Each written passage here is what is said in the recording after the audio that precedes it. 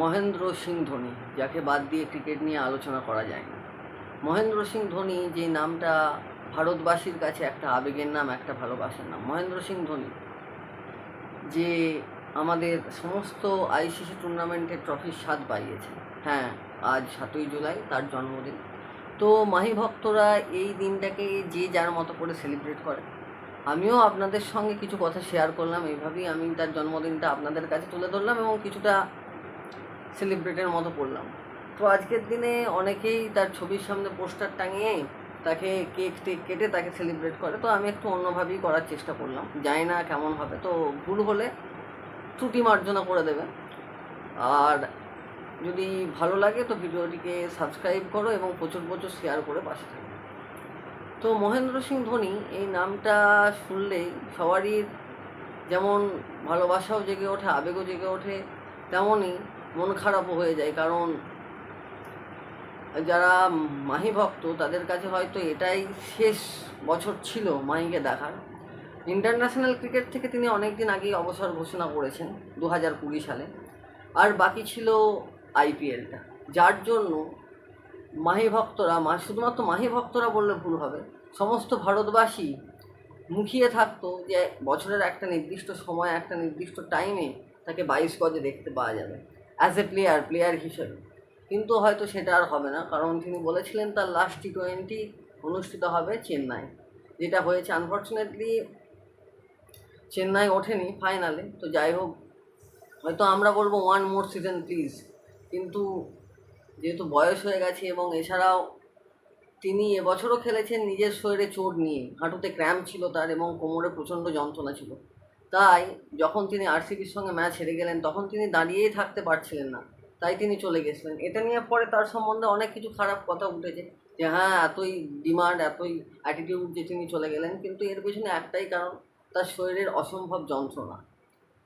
তো এর just a number, এটা আমরা সবাই জানি, কিন্তু নিজের জায়গাটাকে ছেড়ে দিতেই হয়, ধরে রাখা যায় না। যেমনভাবেই রোহিত, বিরাট কোহলি এরাও এবছর টি20 থেকে অবসর নিল, ঠিক সেইভাবেই মাহি অনেক বছর আগেই, অর্থাৎ 2020 সালে ইন্টারন্যাশনাল ক্রিকেট থেকে অবসর নিয়েছিল। এবার মনে হয় আইপিএল থেকে অবসর নিয়ে নেবে, আশা করা যায়। তো এটা আমাদের কাছে একটা খুব দুঃসংবাদ। তাকে দেখার ইচ্ছা আমার অনেক দিন থেকেই ছিল। আমি চেয়েও ছিলাম যে হয়তো খেলা দেখতে যাব কলকাতায়, কিন্তু এবছর এমনই কপাল খারাপ যে কলকাতায় খেলাই হলো না কলকাতার সঙ্গে চেন্নাইয়ের। তো একদম চেন্নাই হয়েছিল একটা ম্যাচ, আর হয়নি। এবছর একটাই ম্যাচ ছিল কলকাতার সঙ্গে চেন্নাইয়ের, চেন্নাই যেটা হয়েছিল। তো আজকে 7ই জুলাই তার জন্মদিন। তো এই জন্মদিনে তাকে নিয়ে কিছু কথা আপনাদের সামনে তুলে ধরলাম। সালটা ছিল 2007। সেই বছর ইন্ডিয়া ওডিআই বিশ্বকাপ থেকে ছিটকে গেছিলো বাংলাদেশের কাছে হেরে। সেই বছর ক্যাপ্টেন ছিল মহেন্দ্র সিং ধোনি এবং তার ঠিক 5 মাস পরে ছিল টি20 বিশ্বকাপ। তো যখন ওডিআই বিশ্বকাপ থেকে ছিটকে গেল টিম ইন্ডিয়া, তখন প্রচুর পরিমাণে তাকে নিয়ে ট্রোল হয়েছিল। তখন এত ইন্টারনেটের যুগ থাকেনি, তাই নাহলে আরও বেশি ট্রোল হতে হতো তাকে। তো তার পোস্টারের সামনে সবাই আগুন জ্বালিয়ে দিচ্ছিল, তার বাড়ির সামনে যে সবাই প্রতিবাদ করছিল ঢিল পাটকেল ছুটছিল। তো সেই সমস্ত প্রতিবাদকে চুপ করিয়ে দিয়েছিলেন টি20 ওয়ার্ল্ড কাপ জিতে। ঠিক সেইভাবেই সেখানেই তিনি থেমে থাকেননি। 2011 ওডিআই ওয়ার্ল্ড কাপও তিনি জিতিয়েছিলেন এবং 2013 চ্যাম্পিয়ন্স ট্রফি তিনি একদম হেরে যাওয়া মুখ থেকে ফিরিয়ে এনেছিলেন ট্রফিটা। হ্যাঁ, হয়তো 2024-এও একদম হেরে যাওয়ার জায়গা থেকেই টিম ইন্ডিয়া কামব্যাক করেছে, মুভ অন করেছে, কিন্তু এই সময় বুমরা ছিল, কিন্তু ধোনির সময় কোনো বুমরা থাকেনি। তো যাই হোক, আমি খারাপ বলছি না কাউকে, সবাই ভালো, সবাই ঠিক আছে, কোনো অসুবিধা নেই। তো আমাদের দরকার হচ্ছে ইন্ডিয়াকে যেইভাবেই হোক কেউ না কেউ এগিয়ে নিয়ে যাক। তো সবাই বলেছিল হয়তো ধোনি নেই আর কাপও জিতবে না, কিন্তু কাপ তো এলো, কিন্তু মানুষটাই আর এলো না। তো মানুষটাকে আমরা পেলাম। তো এইটাই বলার ছিল যে হয়তো অনেক দিন আগেই মাহি রিটায়ার করেছে ইন্টারন্যাশনাল ক্রিকেট থেকে। মাহি ভক্তদের কাছে একটা সুযোগ ছিল তাকে দেখার।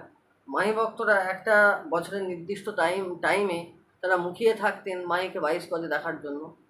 হয়তো সেই সময়টাও এবারে চলে যাবে, কারণ ধোনি বলেইছিল আমার লাস্ট T20 হবে চেন্নাই, যেটা এবছর চেন্নাই অনুষ্ঠিত হয়েছিল। তো হয়তো আর তাকে দেখতেও পাওয়া যাবে না। তো এর জন্যই মনটা খারাপ লাগে কি তাকে একবারও চোখের দেখা দেখলাম মানে টিভিতে ছাড়া, আর তার সঙ্গে মানে সাক্ষাৎ করা তো, ফেস টু ফেস সাক্ষাৎ করা তো দূরের কথা।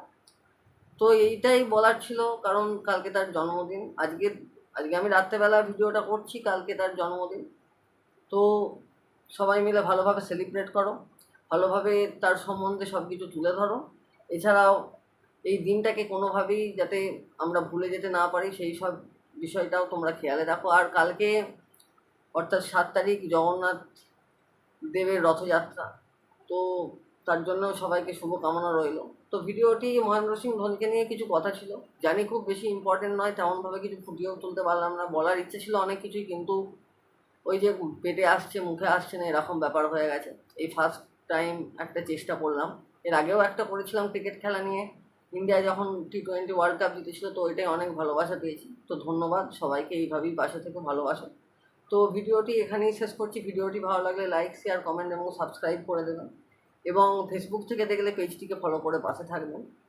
আর আর কি বলবো, সবাই সেলিব্রেট করো, সবাই ভালো থেকো, সবাই সুস্থ থেকো। ধন্যবাদ।